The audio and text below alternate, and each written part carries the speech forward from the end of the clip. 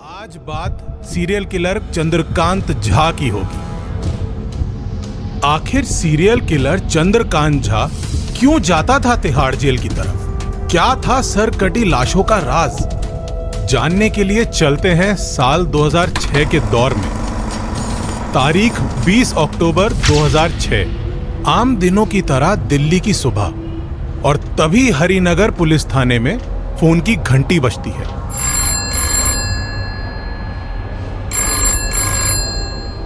उस तरफ से आवाज आती है, जरा तिहाड़ जेल के गेट नंबर 3 के बाहर पहुंचिए, साला आप लोगों के लिए वहां तोहफा छोड़े हैं हम। ये आवाज सुनकर हवलदार को कुछ अजीब सा लगा, लेकिन फिर भी वो अपने साथियों के साथ तिहाड़ के गेट नंबर 3 की तरफ निकल जाता है। वहां पहुंचने पर पुलिस को एक टोकरी मिलती है। टोकरी के अंदर सर कटी लाश थी। लाश का सर तो कटा ही था, साथ ही साथ उसका निचला हिस्सा भी काट दिया गया था। लाश के हाथ भी नहीं थे, केवल बीच के हिस्से को टोकरी में सजाकर रखा गया था, और साथ में एक चिट्ठी भी रखी हुई थी। चिट्ठी में दिल्ली पुलिस के लिए भद्दी भद्दी गालियां लिखी हुई थी, और साथ ही पुलिस को चुनौती दी गई थी कि ये तो शुरुआत है, अभी अगर हिम्मत है तो पकड़ कर दिखाइए हमें। इसके बाद 10 दिन गुजरे और फिर से एक दिन हरिनगर पुलिस स्टेशन में एक चिट्ठी आई। इस चिट्ठी में लिखा हुआ था, क्या हुआ, डर गए? हम फिर मर्डर करेंगे, हिम्मत है तो पकड़ के दिखाइए, तुम्हारे इंतजार में तुम्हारे जीजा बोल रहे हैं। ऐसा नहीं था कि इससे पहले पुलिस का सामना किसी किलर से नहीं हुआ, लेकिन ये एक ऐसा सीरियल किलर था जो कि मर्डर करने के पहले ही पुलिस को चैलेंज कर रहा था कि रोक सको तो रोक लो, लेकिन फिर भी पुलिस उसे पकड़ नहीं पा रही थी। ये किलर कोई और नहीं बल्कि चंद्रकांत झा था। इधर पुलिस के लिए एक सरकटी लाश पहेली बनी हुई थी कि उधर चंद्रकांत झा दूसरे मर्डर की तैयारी में लग गया।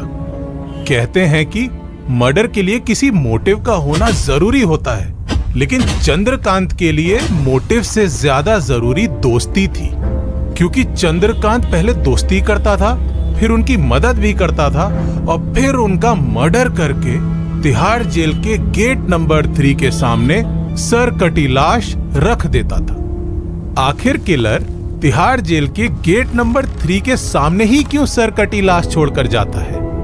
इस सवाल का जवाब हमें एपिसोड के लास्ट तक में पता चल जाएगा। फिर कहानी में के पॉल की एंट्री हुई।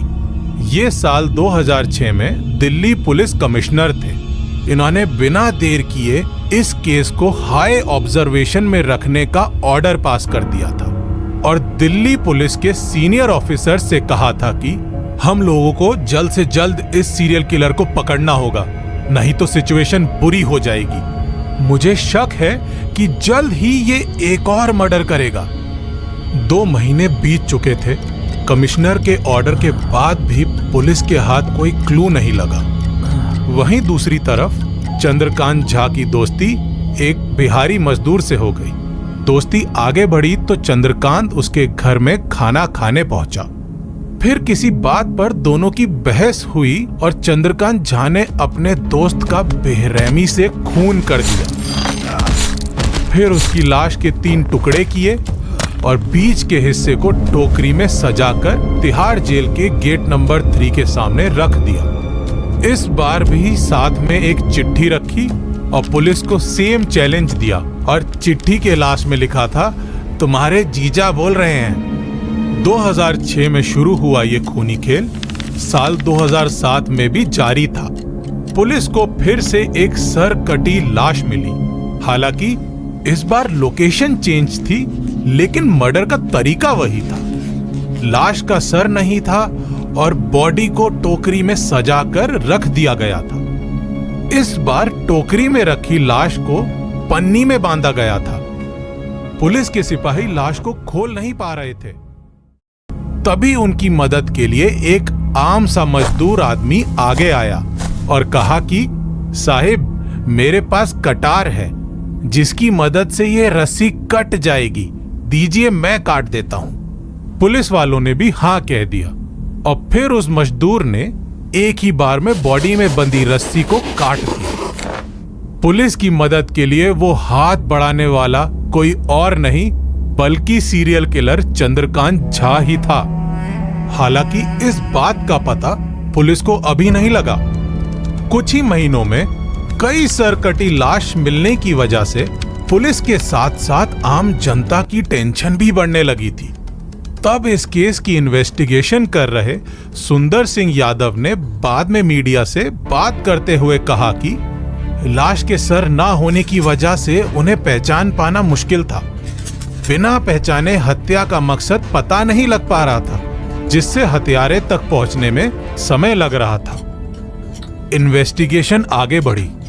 दिल्ली पुलिस को मर्डर के पैटर्न में एक चीज कॉमन लगी।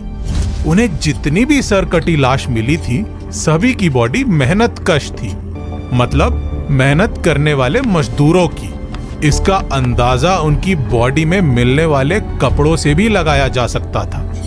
भले ही पुलिस ने अंधेरे में तीर चलाया था, लेकिन पहला क्लू तो मिल ही गया था। पुलिस ने अंदाजा लगा लिया कि कातिल मजदूर बिरादरी का ही कोई है। इसी एक क्लू के साथ पुलिस आगे बढ़ी। कई मजदूरों से पूछताछ करना शुरू किया गया। कई वर्कर्स के फोन की जांच की गई। तभी एक दिन पुलिस स्टेशन में फिर से फोन की घंटी बजी, लेकिन इस बार फोन के उस तरफ चंद्रकांत नहीं था। इस बार फोन के उस तरफ एक अननोन खबरी था। उसने इंफॉर्मेशन दी कि दिल्ली का खूंखार सीरियल किलर डॉक्टर की क्लिनिक में आने वाला है और वो सफेद शर्ट में रहेगा। फिर फोन काट दिया। पुलिस कमिश्नर के पॉल ने ऑर्डर दिया कि इस टिप के साथ आगे बढ़ो और उस सीरियल किलर को पकड़ कर लाओ। पुलिस की टीम सादे कपड़ों में तैयार हुई और एक जाल बिछाया, जिस जाल में चंद्रकांत झा फंस गया और दिल्ली पुलिस ने चंद्रकांत झा को अरेस्ट कर लिया। इसके बाद मीडिया के जरिए दिल्ली को डराने वाले सीरियल किलर का चेहरा आम जनता के सामने आया। चंद्रकांत झा ने भी हंसते हंसते अपने जुर्म को